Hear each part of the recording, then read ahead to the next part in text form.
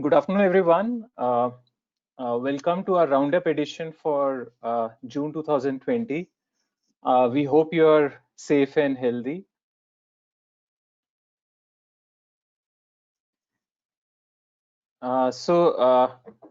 Today's Roundup edition, it coincides with our fifth anniversary. Our firm was formed on June 15, 2015. And we sincerely thank you for all the support in last 5 years. We could not have achieved all this without your support. Moving ahead, today's roundup edition will be taken by me along with my colleague Arun. Yes, coming to the GST Council meeting, in fact, we postponed our webinar from last week to this week because GST Council meeting was rescheduled for June 12th, and we had a lot of expectations. So we thought we'll give you a first cut picture of what all changes have come. But indeed, the GST Council meeting was very disappointing. So there were a lot of expectations from industry side, ranging from cut in the rate of taxes to reduction in rate of interest for delayed payment, deferment in tax payment dates. Some industries are also representing that you stop collecting GST on accrual basis, you collect it when we collect our proceeds from our customers, etc. But unfortunately, GST Council meeting did not do anything. We surely understand that for all these decisions, it takes a toll on government's revenues, but we felt that in overall country's interest, the business community was looking forward to a much bigger support from GST Council, which it refrained to give. So in reality, nothing happened. The GST Council meeting has done some tinkering for rates for small taxpayers, but as far as regular taxpayers are concerned, nothing has been done. Even in the past also, the government did nothing for regular taxpayers except for deferment in tax payment dates by 15 days. The next GST Council meeting is scheduled for July, and the finance minister clearly laid out the agenda is that the only point which will be discussed in July's GST Council meeting will be compensation cess, which is actually allocation of GST revenues amongst central government and states. So even in July's GST Council meeting, we cannot expect anything from the government. So I think the government wants all taxpayers to be Atmanirbhar only, and they should not expect any sort of support or help from government due to COVID-19 crisis. Moving ahead to our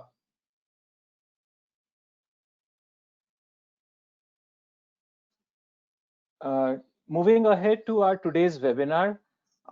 In this, we have done in a unique way. So in last 3 months, there were a lot of extensions, etc., which happened due to COVID-19, and there were overlaps, etc. So the first part will be taken by my colleague Arun, who will run us through all the compliance extensions which have taken in indirect taxes in a collated way in last 3 months, starting March.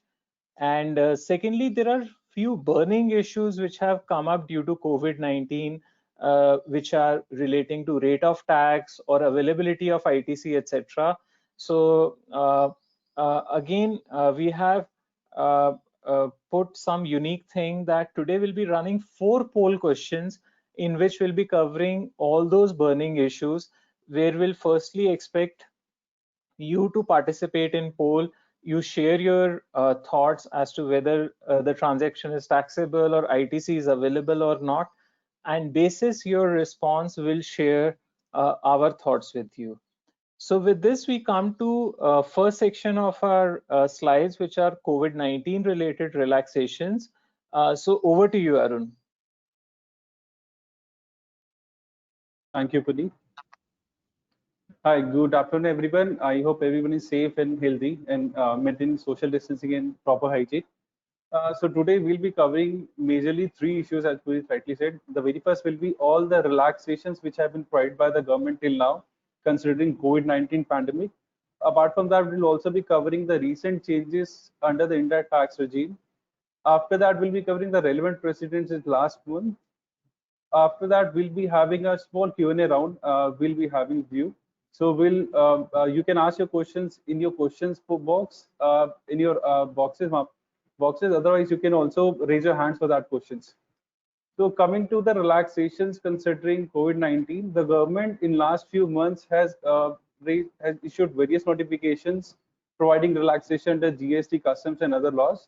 So under GST, there has been relaxations in relation to GST returns as well as payment of taxes. For GST 3B, government gave a relaxation of 15 days for payment of taxes for the months February, March, and April. So for 15 days after the due days, there is no interest or late fee that is payable by the taxpayers. And after 15 days, if the taxpayers file the return by 24th of June, then interest shall be payable at the rate of 9% from the 16th day, and there shall be no late fee.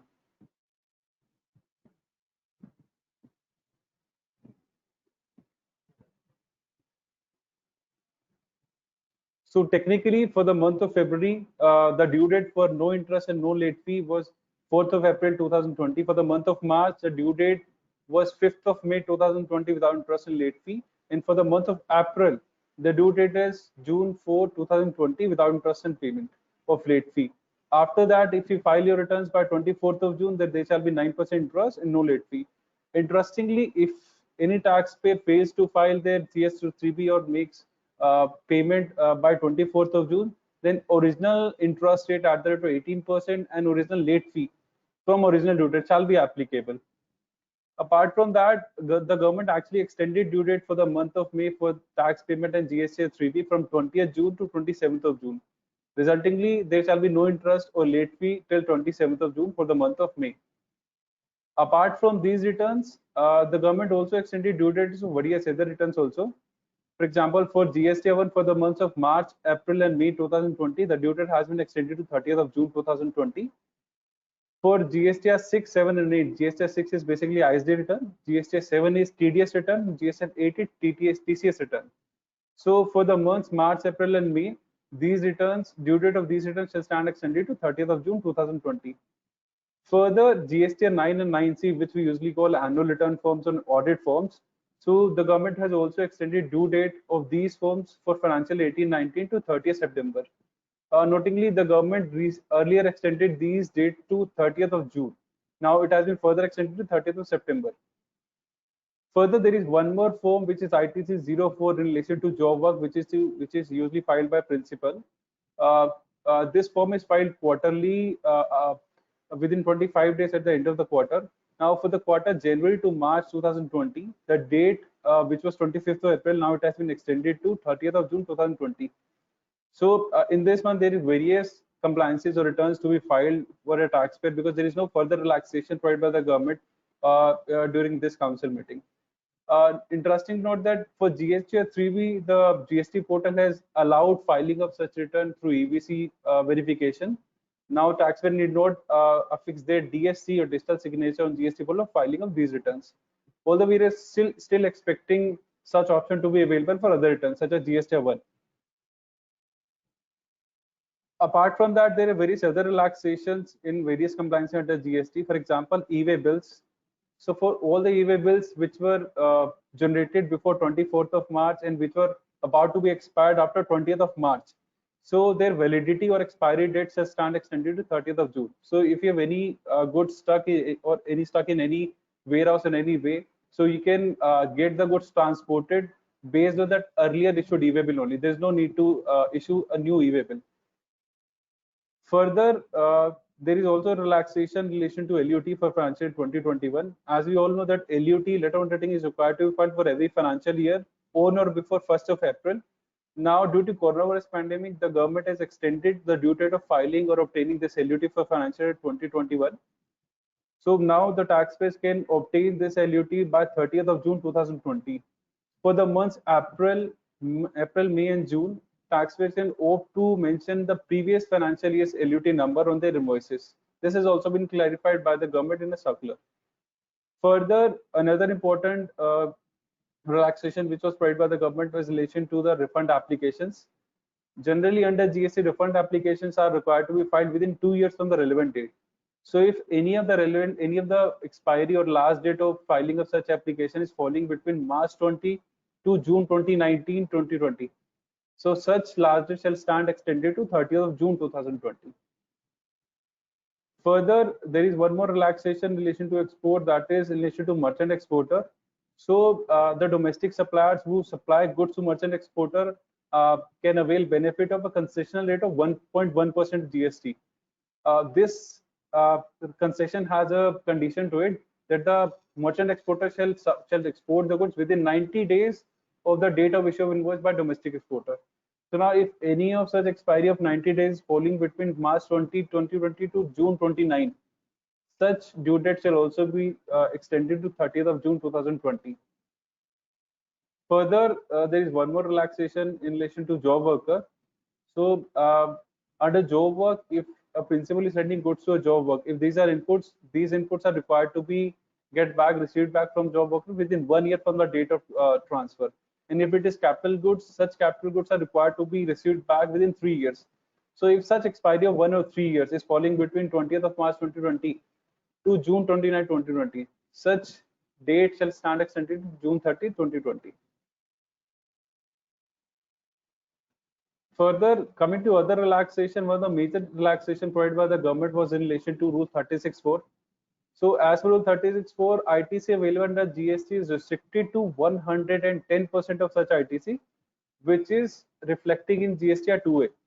So a taxpayer cannot avail more than 110% of eligible ITC, bearing its GST at 2A. For this, every taxpayer needs to reconcile their GST at 2A with their books of accounts and restrict their ITC availment to 110%. So for the months February to August, so for these 7 months, the government has actually relaxed the condition. So there shall be no restriction of 110% for the months February to August. Taxpayer can avail ITC whatever is affecting in their books of accounts, provided other conditions are satisfied. And further, for these 7 months, the taxpayer need to cumulatively calculate such restriction, such condition, and make proper adjustment in GST 3B of September 2020. So taxpayer need to reconcile all these 8 months reconciliation, GST 2 reconciliation, and make the adjustment in GST 3B of September. Further, there is one more condition to availment of ITC under GST is that the recipient must have paid consideration of supplies along with GST to the supplier within 180 days from the date of issue of invoice. So if any such date, that means if 180th day of any invoice is falling between 20th March 2020 to June 29, 2020, then such restriction, such 180-day restrictions are stand extended to June 30, 2020.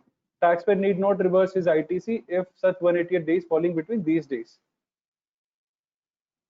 Further, there is one more condition in relation to ITCs under ITC reversal under Rule 42 and 43. I'll give you just a brief about Rule 14 and 43.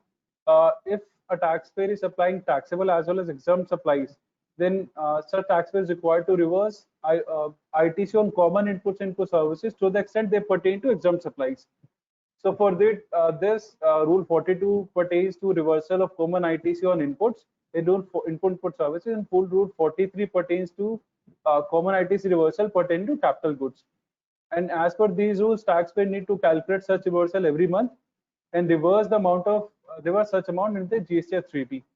After that, the taxpayers need to recalculate such amount of reversal on a cumulative figures of the financial year and do the reversal of differential amount. And if such reversal on cumulative basis is more than the reversal already done, then the differential amount is required to be reversed, and that too with the payment of interest from 1st of April, that is after 31st March. So as per the notification issued by CBSE, any compliance which falls under 20th March 2020 to June 29, 2020 shall stand extended to 30th June. In our view, the calculation of common ITC reversal is also a compliance under GST, and such compliance shall also stand extended to 30th June 2020. So if any taxpayer is doing the reversal, annual reversal of such common ITC, then he does not need to pay any interest till 30th of June 2020. Further, if there is any proceeding or any order is required to be issued by authority, or there is any appeal or reply or any statement is to be filed by the taxpayer, and the last date of such filing or submission falls between 20th March 2020 to June 29, 2020, then such requirement, such due date shall also stand extended to June 30, 2020. So now, as Puneet rightly said, we'll be having the poll within the presentation. Now we'll be having our first poll question. I'll just put it on your screen. You all are requested to give your answers to that poll.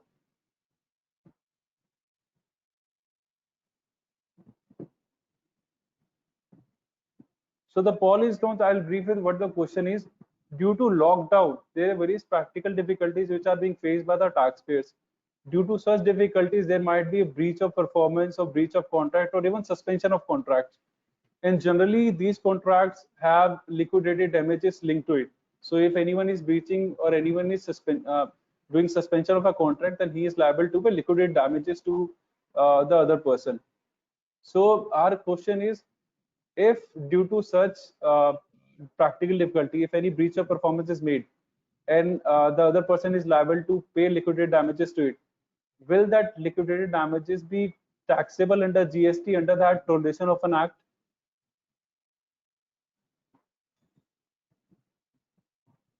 If any liquidated damages is being paid by one person to another due to breach of performance or breach of contract, whether such a payment made by a person be liable to GST under the head provision of an act? I'll be giving next 10 seconds more. I'll just show the results of the poll.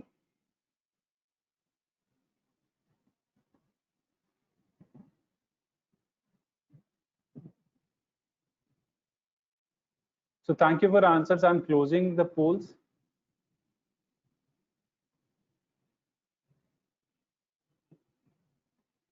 So this is a result. More of 50% persons think that such amount should not be liable to tax under GST, and 28% says yes, and 22% were not sure.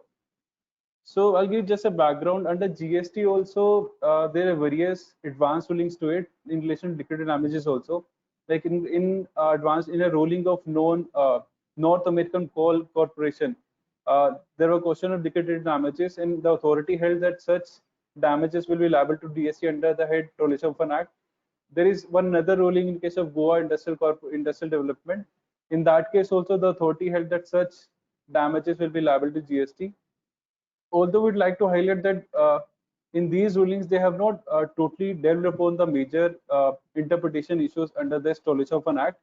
In our view, these payments are just in the nature of penalty and are not provision of services. The intention of the parties to contract was to provide or receive the main services or supply under the contract and not this. Further, the compensation which is being paid by one person to another is generally in the nature of compensation for loss and damages. So these cannot be called as consideration. This is also held by SESTAT in various rulings under service tax also. In recent case of KN Food Industries, the SESTAT has, the tribunal has that these penalty are not in the nature of provision of services, and these are compensation for loss, and these shall not be treated as supplier services, and there shall not be any tax to it. In our view also, there shall be no tax on these damages, and this is just in the nature of damages to it. So Arun, thank you for clarifying this. I think your video has got paused. You can put it on. So yeah, it's surprising to see the poll results also that 50% feels that tax is not applicable, whereas department in GST regime, they have been taking a view through advanced rulings that it is payable, whereas service tax jurisprudence suggests otherwise. And secondly, in our view, legally, no taxes payable on damages, compensations, etc. And we are likely to see a lot of such damages arising due to COVID-19 because the businesses will not be able to fulfill their contractual obligation. So this is one of the burning issue which industry is facing, and which is likely to attract dispute with authorities in future. Yeah, go ahead, Arun. Yeah.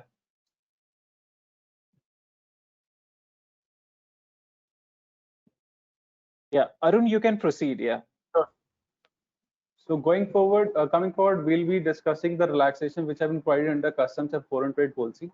The very first relaxation is the government has extended the facility of 24/7 custom clearance to 30th of June 2020. Further, the government has also extended the facility of furnishing undertaking in lieu of bond till 15th of June 2020. Notably, such bond must be submitted by 30th of June 2020.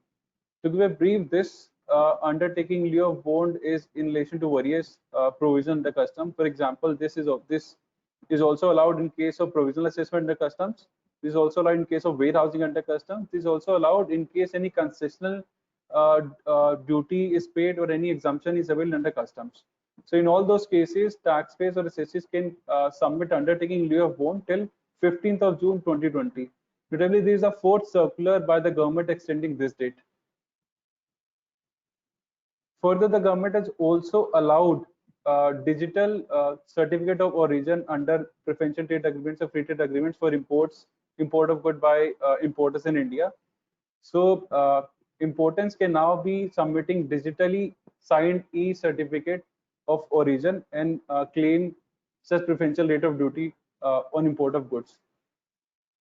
Further, such import of goods under FTA and PTA can also be made provisionally, shall be made provisionally under digitally signed or unsigned physical certificate of origin. If you show unsigned certificate of origin or digitally signed, that such import shall be made on provisional basis. Once you submit physical copy of certificate of origin, final assessment shall be made by the custom authorities. Further, all status certificates like 1-star or 2-star exporter certificates, now validity of these certificates will also stand extended to March 31st, 2021.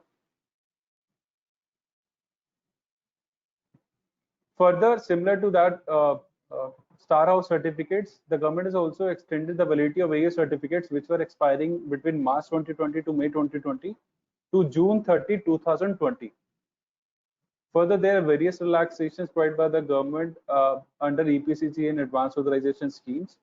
So in various cases, the government has provided 6-month relaxation. For example, in case you are importing goods under advanced authorization scheme, you're having 12 months time limit to import goods after you receive the certificates. Similarly, under BCG also there is 18 months time limit to import goods. So if your limit of 12 months or 18 months is falling between February 20 to July 2020, then such limit shall stand extended by 6 months. Further, in both of these schemes, there is an export obligation to be fulfilled by the importer. So if your export obligation, time limit of fulfilling export obligation is falling between these months, such time limit shall also stand extended by 6 months. Further, under EPCG, an installation certificate is required to furnish by the certificate holder within 6 months. And if your time limit of 6 months is falling between these months, then such limits shall also stand extended by 6 months. Further, replenishment application which is filed by advanced authorization holder under advanced authorization scheme, if your due date or time limit is falling under this limit of February 2020 to July 2020, then such limit shall be extended by 6 months. Further, there is one more relaxation under FTP in relation to RCMC, which is registration of membership certificate. So if your RCMC is expiring till 31st of March 2020, then validity of such RCMC shall stand extended to 30th of September 2020. Further, the custom authorities have also started a special drive for disposal of brand rate of duty drawback claims and fixation of these fixation claims of these applications. So all the applications which have been received by 31st of May through this special drive, the authorities shall dispose of all these applications by 30th of June 2020. Further, one of the major relaxation under FTP is the extension of FTP by 1 year. Generally, FTPs are for 5 years only. Currently, we are operating under Foreign Trade Policy 2015 to 2020. Now the validity of provisions of FTP 2015 to 2020 is extended by 1 year, and this will be last by 31st of March 2021 now. Further, there are relaxation from late cuts also. So generally, I'll brief on the late cuts for filing MES and SES applications. So basically, MES and SES applications are required to file within 12 months from the end of financial year. If they are not filed after the 12 months, if they're not filed within 6 months, the late cut is at the rate of 2%. If they're filed after 6 months but within 1 year, then there is late cut of 5%. But if they're filed after 1 year but within 2 years of final limit of 2 years, then there is late cut of 10%. So now for MES applications which are attracting late cut as on 1st of March, period between March to June 2020 shall not be counted for these 6 months or 1 year time period. Further, the relaxation in SES also for financial year 16-17, the final date for claiming this scrip with 10% late cut was 31st of March 2020. Now this date has been extended by 3 months, and now you can submit all of your claims for financial year 16-17 by 30th June 2020.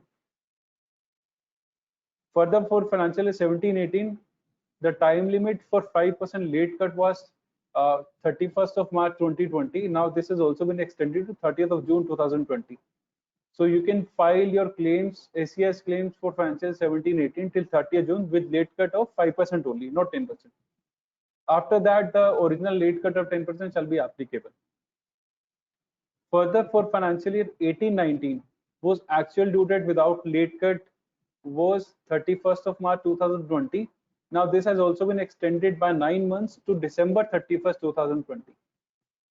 Now these are the various relaxations which have been provided for filing or submission of applications under MES or SES schemes.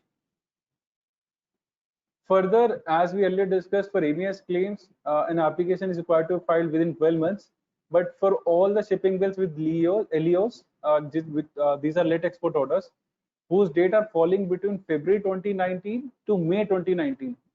Now, claim of MES for these shipping bills can be filed within 50 months instead of 12 months. Now, this is the 3 months relaxation provided to these LE shipping bills. Further, all these scripts under MES and SEIS are generally valid for 24 months only. Now, you can utilize these scripts for payment of taxes within 24 months only from the date of issuance.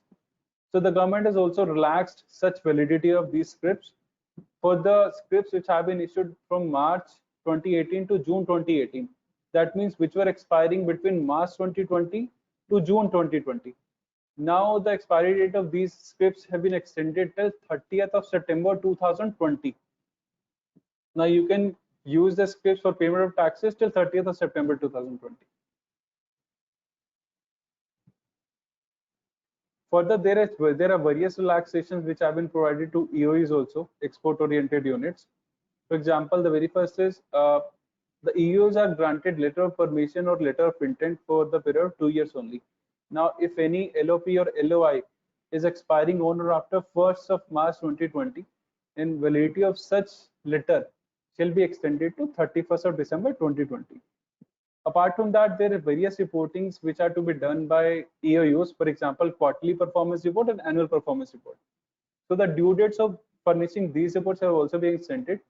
For example, the for the quarter report March to June 2020, the due date is now 30th of September 2020.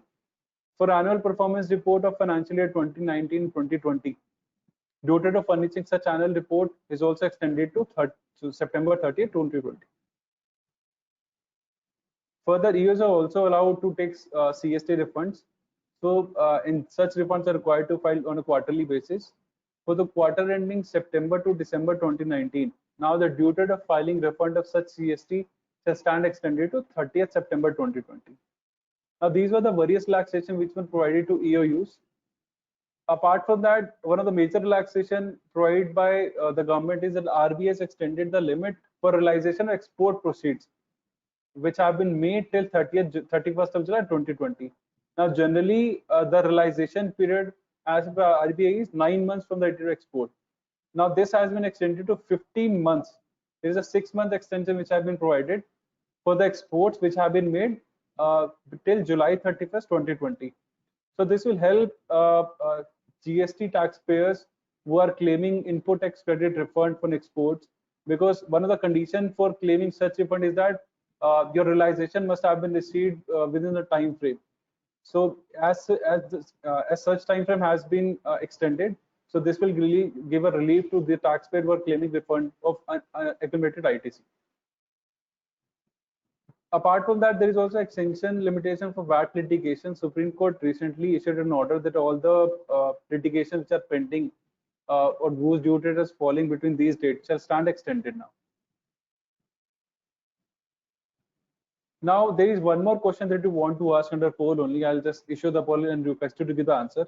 Now, this is one of the common issues now everyone will face. Now, as we have entered into UNLOC 1.0. Now, most of the offices are opening, most of the plants are being opened. Now, there are various conditions also by MHA order or generally as well. Now, you procure masks, you procure sanitizers, you procure temperature scanners. All these things are required to procure by every taxpayer. Now the question rises whether ITC on such items will be available or not. I'll just issue the poll.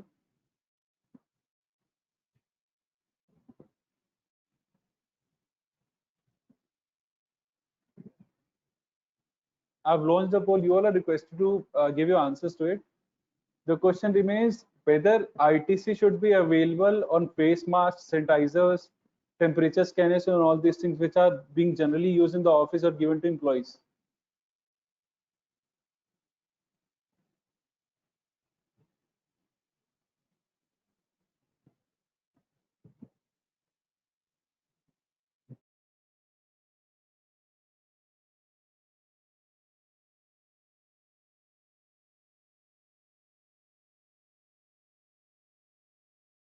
Now I'll be having 10 more seconds for you to answer. You all are requested to answer.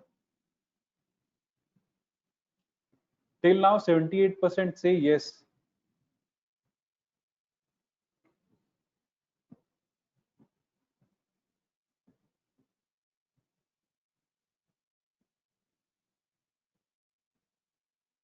So we are going to stop the poll.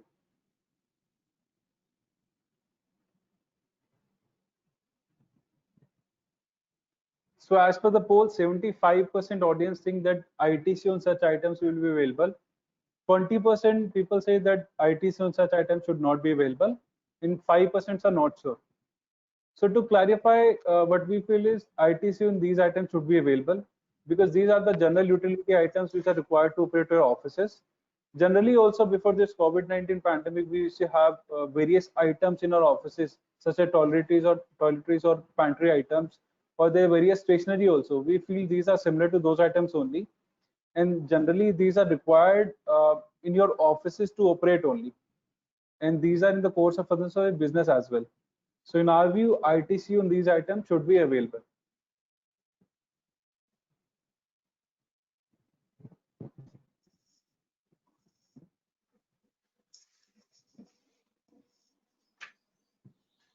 So we end up here. I would like to hand over this presentation to Puneet, who will take out this now. Puneet. Yeah, thank you, Arun, for comprehensively covering various compliance dates which have been extended. And if you'll notice that many of these dates are falling in the month of June only. Plus, with GST Council meeting not likely to happen in the month of June, even the next GST Council meeting is likely to be on the topic of compensation cess. So further relaxations are unlikely. Even for the compliances under foreign trade policy, custom laws also, the due dates are falling in June. So we'll advise all of you to complete all your compliances within time. Secondly, important to note that GST audit for 2018-19, the last date stands at 30th September 2020 now. And based on our 17-18 experiences, these audits take a lot of time in collating and auditing the books of accounts, etc. So we also suggest you to get your GST audits for 18-19 completed within time. We proceed further. So after COVID-19, let's see what further changes have happened relating to indirect taxes. Coming to GST, one very hot topic of GST on directors' remuneration. So there were contrary rulings on this topic, and in one ruling it was held that GST is applicable, another held it is not applicable. Fortunately, the government has issued a circular now clarifying the issue. So in nutshell, the circular provides that if the director is an independent director and he's not an employee of the company, then company will be liable to pay GST under reverse charge mechanism. On the other hand, if the director is an employee, then his compensation can be of two types. One, the salary, which is subject to TDS under section 192 of the Income Tax Act as salaries. In those cases, GST will not apply, because GST law is very clear that it does not apply to salaries or other payments to employees. On the other hand, if the company is making payment to director who is an employee, but the remuneration is subject to TDS under section 194J, like TDS on professional services, etc., then GST will apply under reverse charge mechanism. Here, one point we want to highlight is that the director who, any director who provides any services, so it may not be restricted to professional services only. So yes, salaries are outside the purview of GST, but apart from that, any other services provided by director to the company, be it professional services, be it rent, etc., everything will be under reverse charge. The next issue is restriction on ITC refund. So the government has issued a circular on June 10th. Actually, this circular is more by way of abundant precaution. Otherwise, even law was very clear. So the circular only clarifies that if a taxpayer is taking ITC refund, then he needs to take refund on invoices which are reflected in 2A. And this reflection condition in 2A is not applicable to imports, ITC distributed by ISD, and supplies under reverse charge mechanism.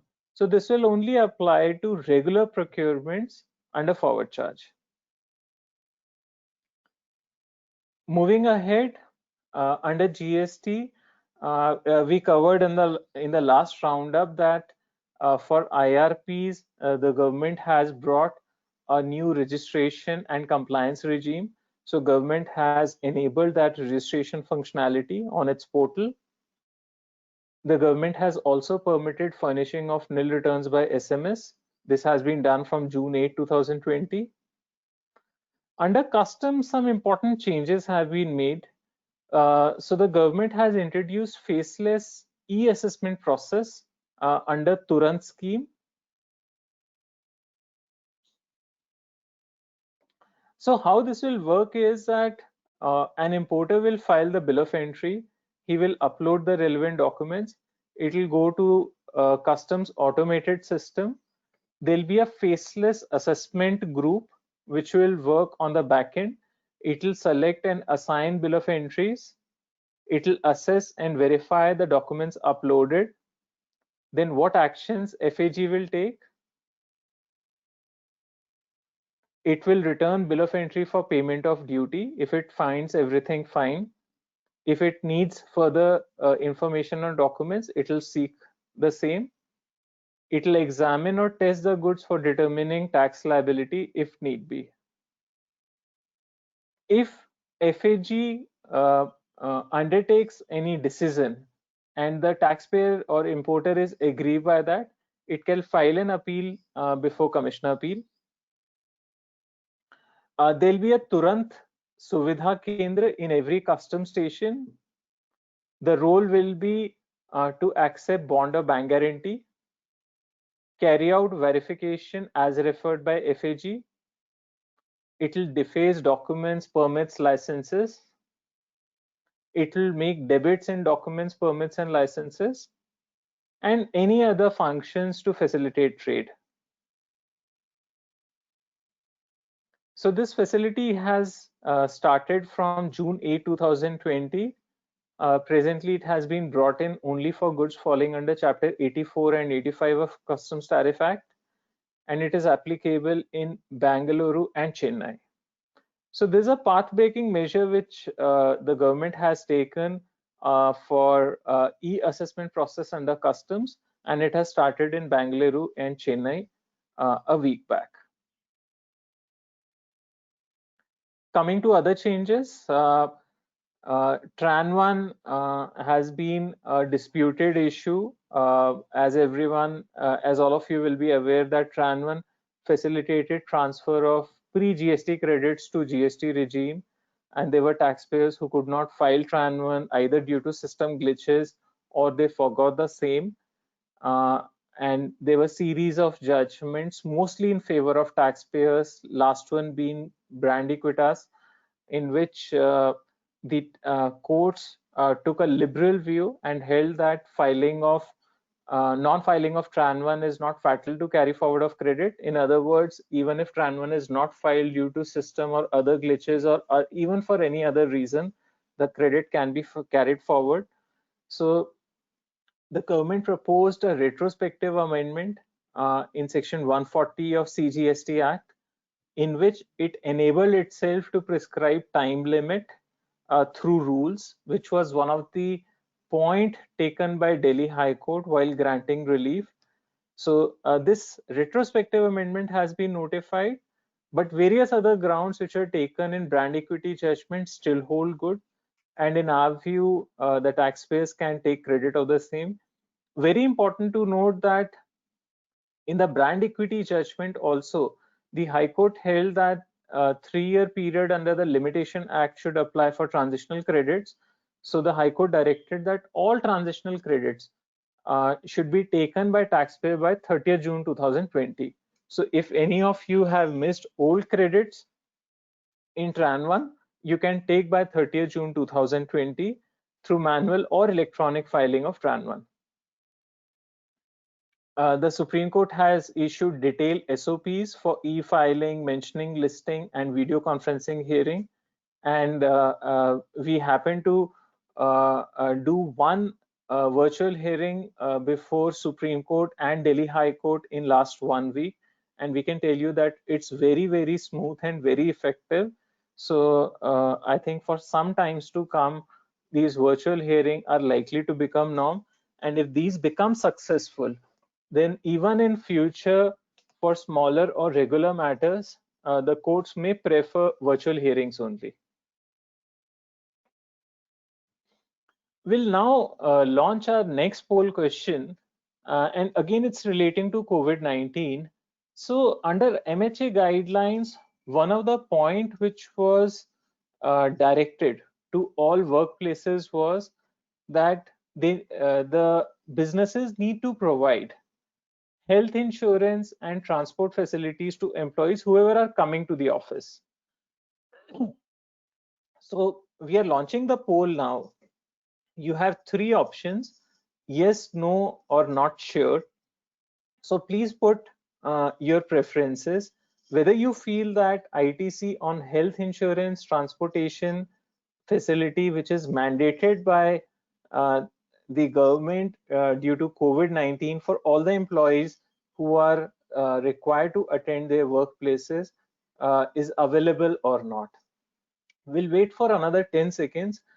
Please cast your votes, and it'll be interesting to see what do you feel on availability of credit. Yeah, so we close the poll now, and we'll be projecting the results. So 70% participants feel that credit will be available, 24% feel it is not available, 6% are not sure.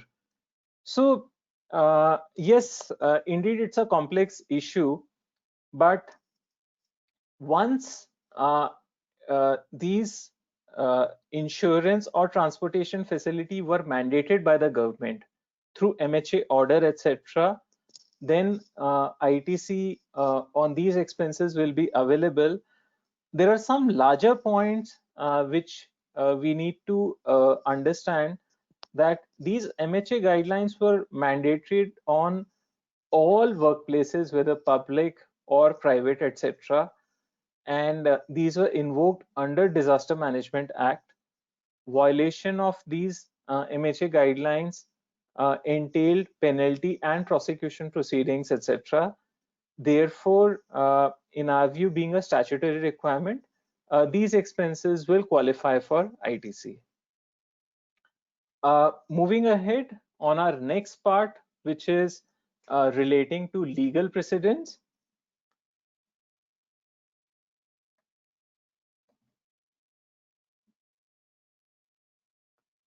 So very interesting judgments came up during last 1 month, despite COVID-19 being there. And most of these judgments, either they were argued before COVID-19 and the judgments have been pronounced now, or these were argued now only. Started with Supreme Court. In case of GlaxoSmithKline, the issue was whether the High Court is empowered to condone delay beyond statutory period or not. So the issue related to VAT, where the taxpayer filed appeal beyond statutory condonable period, and the High Court accepted and condoned such delay. So the Supreme Court held that the writ is not maintainable if effective alternate remedy is available. Writ inconsistent to statutory provisions cannot be issued. Condonation of delay beyond statutory period only allowed if violative of fundamental right. So in other words, the Supreme Court held that the High Court cannot condone the delay beyond statutory period unless fundamental rights of the taxpayer are violated, which were not in this case. Therefore, this is a very important judgment which all of you need to keep in mind. Even under GST or customs or any other law, most of these laws do not have an open-ended condonation of delay period. So you must ensure filing appeals well within time. The second important judgment is in case of sale. So in case of sale, the issue was customs duty on design, drawing, and engineering services. So sale imported a plant, and apart from buying plant from the foreign supplier, it also obtained design, drawing, and engineering services. So the question was whether these services value will be subject to customs duty or not. So the court held that provision of services was independent of supply of goods. Court came to a conclusion that this do not constitute as a condition of sale of goods. It further held that the revenue was not able to establish that value of goods was affected because of these services if such services were obtained from someone else. So the court came to the conclusion that Rule 9(1)(e) of custom valuation rules is not applicable, and nor customs duty will apply on these items. So this also was a very important judgment, because for all greenfield, brownfield expansions, etc., plants are regularly being imported, and design drawing charges are invariably taken from the same suppliers only. Another important judgment is Uniproducts India. Even though this judgment relates to excise duty, but it has a lot of relevance in GST regime. So in this case, the question was classification of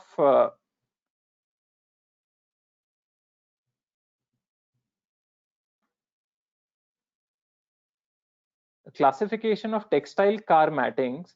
So in the cars, the mats which we found, it was made of textile.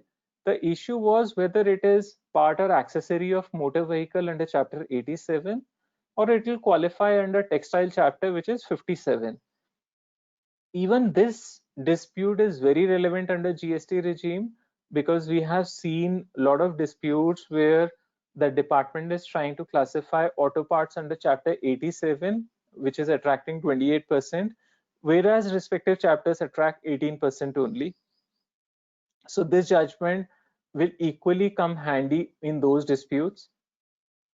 So the court noted that HSN to heading 8708 clearly covers floor mats other than of textile material. Basis this, the court held that these goods are classifiable under chapter 5703. The court also held that when goods are clearly classified under tariff or HSN, then tests like common parlance, marketability, etc. are irrelevant. Coming to a High Court judgment, which is in case of JVS Foods. So the case related to composition of authority for advance ruling. So many of you will be aware that constitutionality of GST appellate tribunal has been rejected. So the courts held that GST 80 is invalid for the reason that there are 3 members in GST 80, where 2 members are from the government, one from center and another from state, and third member is a judicial member. So the government members being in excess of central members, the court held that it is totally invalid. Similarly, in case of JVS Foods, the taxpayer challenged the composition of AAR also. In AAR also, there are 2 members, one of center and another of state. So the court held that, so the court granted stay. It held that composition of AAR, which has 2 members, one from center and one from state, is resulting in pro-revenue rulings. And basis this, the decision of AAR was stayed. So this is also important ruling in which the composition of advance ruling has been stayed. Moving ahead, triple AR order. In case of WeWork India Management, very important ruling. The issue related to ITC on detachable slides and stacking glass partitions. So the case related to the modular or general offices where these detachable slides and partitions are there. So the authority held that these are fixed to earth with nuts and bolts, and these can be demolished, these can be dismantled without demolishing civil structure. These do not constitute to immovable property. Court, the authority also noticed that these are recorded as fixed assets under head furniture and fixture in books of accounts. Basis this, the ITC on these items was allowed. So very important ruling, and which will be relevant for many of you to take ITC on these items. Coming to advanced rulings, first Penna Cement, again a very important ruling on nature of GST. So the issue related to GST on ex-works sale, where seller and buyer were located in different states. Buyer went to seller's premises and picked up the goods. The issue was whether local GST means C plus S should apply or I should apply. So the authority held that the IGST Act provides a condition of supply involving movement of goods. So on a plain reading, this should only cover cases where transportation is part of the supply transaction, which will not be there in case of ex works. But at same point of time, this provision also says that movement can be taken by the supplier or recipient or any other person. So this provision also presupposes that movement can be undertaken by the buyer also. So you'll see there is an inherent contradiction in this provision, and in our view, the authority rightly interpreted it and held that because in case of ex-work sales, if the buyer is located in another state, he is effectively going to seller's premises, picking up the goods and bringing it to his state. There is an interstate movement of goods, so IGST should apply. But yes, one important point is that you can avoid all these litigations if commercially it's possible for you to convert terms of sale into FOR or Ex Works plus freight. The next ruling is in case of Dolphin Diecast, very relevant for auto component industry. In this case,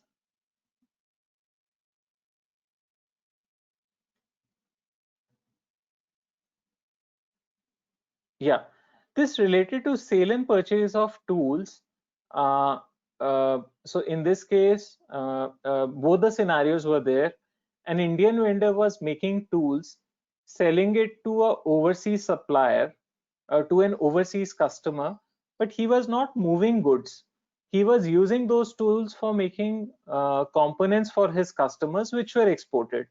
So the question was on sale of tools for which you have realized foreign exchange, but you have not physically moved, whether GST will apply or not. So the authority noted that the definition of export goods means taking goods outside India. In this case, there was no movement of goods. Therefore, it is not an export, and C plus S will apply. In our view, this is a correct ruling. The authority also dealt with a flip situation where an Indian company got tools developed from an overseas supplier, and the overseas supplier did not move the tools. Overseas supplier used those tools for making components, which in turn were supplied. So these were the case of purchase of tools from foreign supplier. The authority noted that import of goods means bringing goods in India. There is no movement of tools, so no import, and GST is not applicable. So the last poll question, and which is again relevant in COVID-19 times and even otherwise, is ITC available on CSR related expenses mandatory incurred by companies? Due to COVID-19 or even otherwise, the companies are mandated to incur CSR expenses up to a specified limit. And many times on procurement of those goods which are being donated or used for CSR activities, GST is incurred. So we have launched a poll now. So please exercise your option yes, no, or not sure. We'll wait for another 10 seconds. And amongst our clients, we have seen that these expenses are significant. So is ITC available on mandatory CSR expenses? So we are closing the poll now, and let's see what results come. So 78% participants feel that credit is available, and 22% feels that it is not available. So in our view, credit on CSR expenses is available because it's a statutory requirement. Even though there are a couple of advanced rulings which have taken a contrary view in our GST, but they have not dealt with the argument of these being mandated under GST law. There is jurisprudence under service tax law also, which clearly allowed ITC on CSR expenses under the category of activities relating to business. So in our view, ITC on these expenses will be available. So with this, we come to the end of our webinar, and now we'll move to the Q&A round. So if you have any questions, you can put on the question box, or you can raise your hands. We'll be happy to answer. There is a you can see on the screen how to raise your hand if you have any question.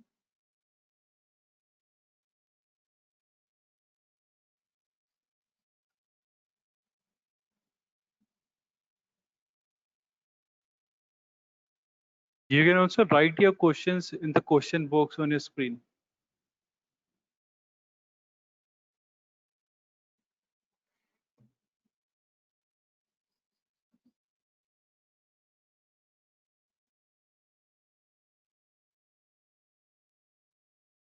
Okay, so we don't have any questions, or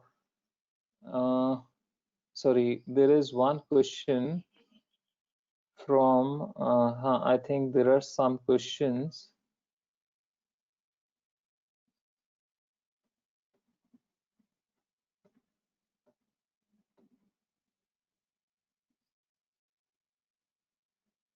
I think there are some questions. Just 1 minute. So Arun, can you take up the questions? I'm not able to see my screen, but yeah, there are a number of questions which are coming up. So the first question I could see is there any advance willing to claim ITC on CSR activities? Yes, sir, there is one, but that is negative. There is one advance ruling in the name of Polycab Wires. So that ruling says it, since you are giving such goods free of cost and there is no realization to it, such goods given under CSR will not be eligible for ITC. But in our view, that advance ruling is totally incorrect. Yeah, and just to add, there is a favorable service tax ruling in case of SL Propack allowing credit on the same.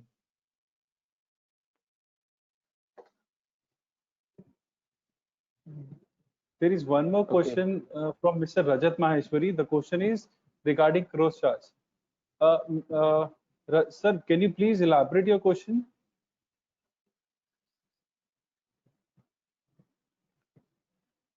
Meanwhile, there is, I think. So, Puneet, the question is, are we allowed to cross charge without ISD registration?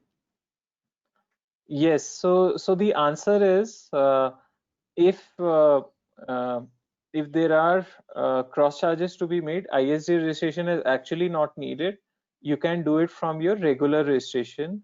Yeah. So we have number of questions. So I'll take one by one. One question is by Mr. Anil Sharma. Tool amortization cost applicable on component sales? So, sir, no, it is not applicable. And even CBIC issued a circular clarifying that post GS in GST regime, tool cost need not be amortized. Then the next question is from Ms. Geeta. If payment made to vendors after 180 days, GST need to reverse with interest. So Ms. Geeta, yes, if payment is made after 180 days, interest is also applicable. But you may have noticed in our slides that if that 180th day was falling under COVID-19 period, in that case, it is not applicable. So in that case, the due date or 180th day will fall as June 30th only.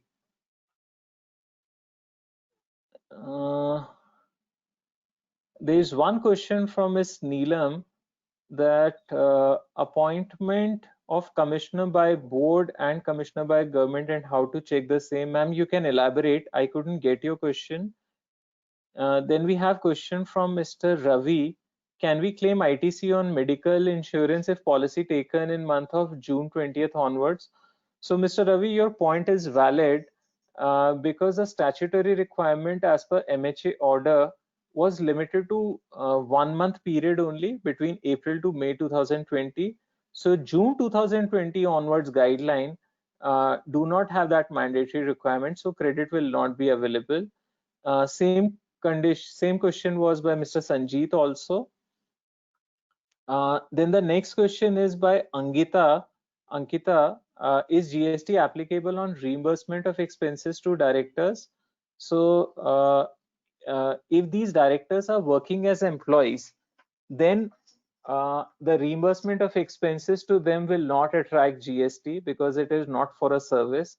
And I understand that you will not even be applying any sort of TDS on professional services, etc. on these payments. Next question is by Mr. Vipin. Our MD is common for several group companies and employee of company A of that group and receive salary from company A. That company A invoice to us on proportionate basis under normal charge and TDS under section 194J is deducted by us.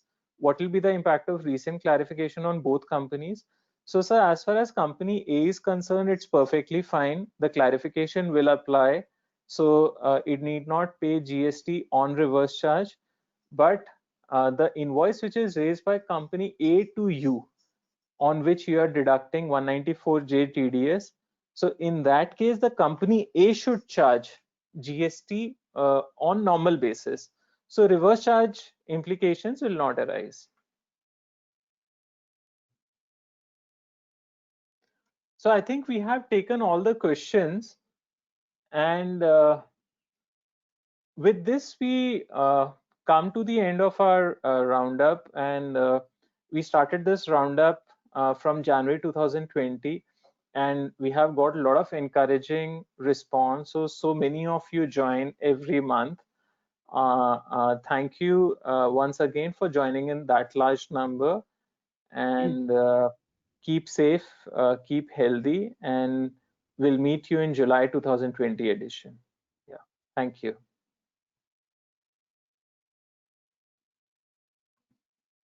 Thank you, everyone.